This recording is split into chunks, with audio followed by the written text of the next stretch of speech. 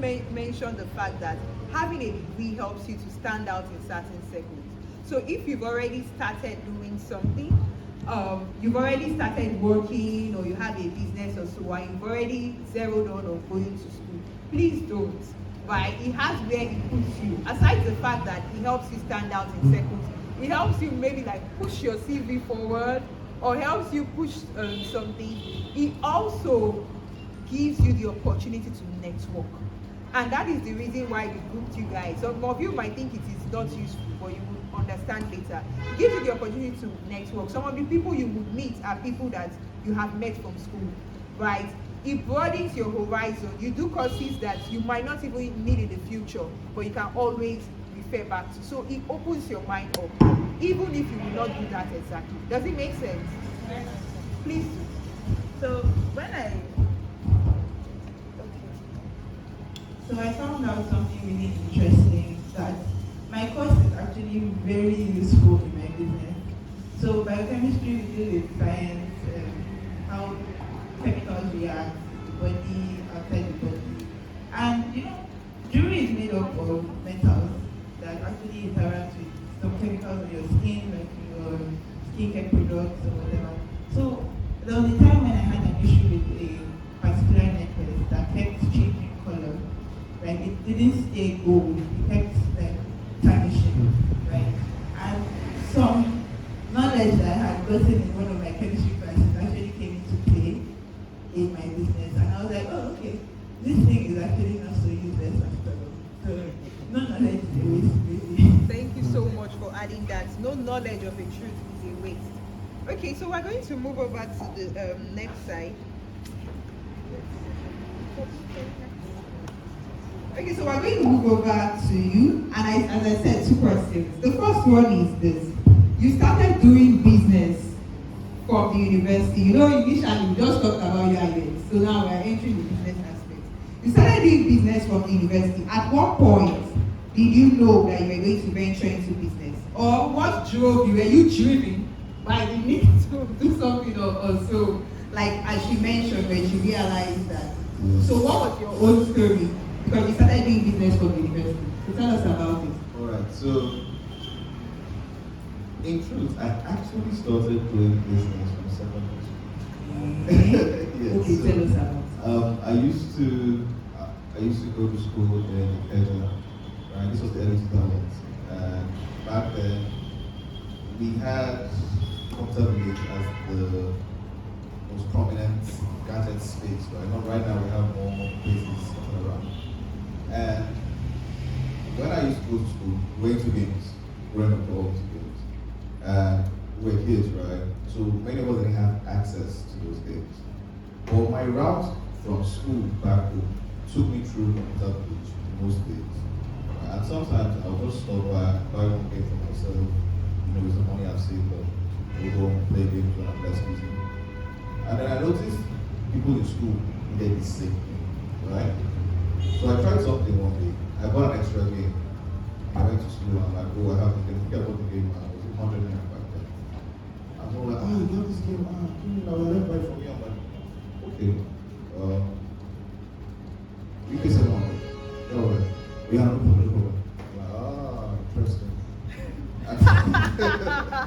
And from there, I think the next week, I had made about 4,000 naira for selling video games. So that was my actual first business experience also. I don't ask what I used the money to do, I cannot remember. I'm sure I just wasted it somewhere. Okay, that's really interesting. You want to tell us about your experience in school doing business in university, rather? Okay, yeah, in university, doing business in university is very interesting, right? One major difference. So when I was in school, the first thing I did in university was selling ties, right? So my school had a formal attire group. So when we get dressed to go to class, we have to be formally dressed. Guys would be on tie all the way, right? And we're very fashion focused, stuff like that. What we're looking for, interesting pattern, design, etc. Because of my exposure at home, I knew where to get these things. Many people did not. So they're buying ties online or buying ties around them. Like 1K, 1.5, I knew places where I could get size for as low as 200. Right? I went to Yaba, bought size, came back, started marking up. I think I was marking up at more than 1,000 points. By the time I made about 50,000 nights, I came back, people knew I had come back from the market, who was into my room. It was very interesting, right?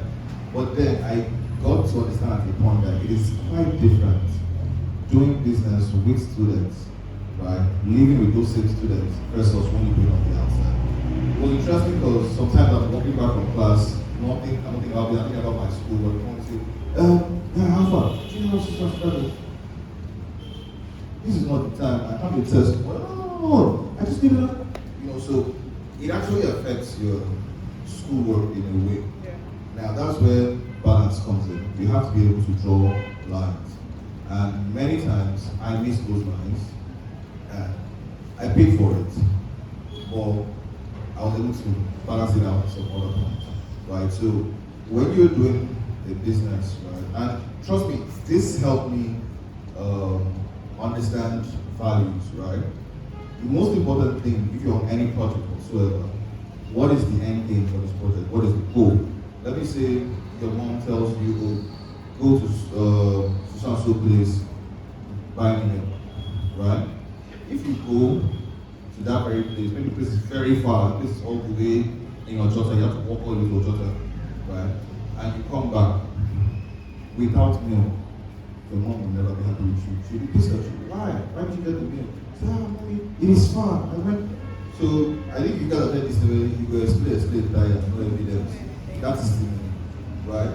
So why am I doing what I'm doing? Once you understand that goal, keep at it. Once you get the goal, you're free to do anything else. While am I in school?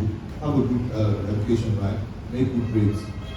Once you got to that point, do your business. Feel free. No one stress. Awesome. You actually entered into my second question. But that's fine. I'll still touch on it again because of it. But I want to mention something. What's the first business that he mentioned that he did? Selling what? Video games. The second one he mentioned, he did not tell you everything. There's no time. The second one he mentioned is what?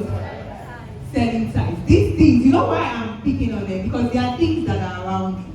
So nobody should say, I entered into school and I don't have money. So come and help me. Please give me money. They are going to send us away for. I might not say anything if you are in the secondary school. Maybe your parents will not allow you. But by the time you enter into the university, or when you are done with the secondary school, just as she said, right? Before you get, nobody should say, I don't have money for, I cannot, therefore, because you have heard these two examples. Is that clear? Okay, so still on this, what are the biggest struggles? As I said, you entered into my second question on this in this segment. What are the biggest struggles that you faced? I know you said touching on it, but can you just highlight on like the biggest struggles that you faced, what you need to overcome them in balancing business and school? Okay, so I'll touch on just 2 points. There are a lot of them, and I'll touch on just 2 points. One being time management, second being relationship management, right? So I'll start with the latter. On relationship management, I mentioned it's one thing for you to have a business, or let's use something hypothetical. Let's say you are selling jeans, right? So if you are selling jeans to people that stay in your compound, it's different from when you are selling jeans to people who stay somewhere else, right? Because if you sell jeans and something goes wrong with it, people in your compound can easily find you. Okay? The jeans you sold me yesterday, see. People far away from you, not really, right? So when you are living, breathing within the same space where your customers are, you begin to have more direct relationships with them, right? People begin to ask you for certain things like credit, and if you're not willing to do it, someone will say, I used to buy from you every day. You cannot give me this on credit. Why are you doing like that? And you'll be inclined to say, no problem. Then you will see the other side of it. You're only 1,000 naira.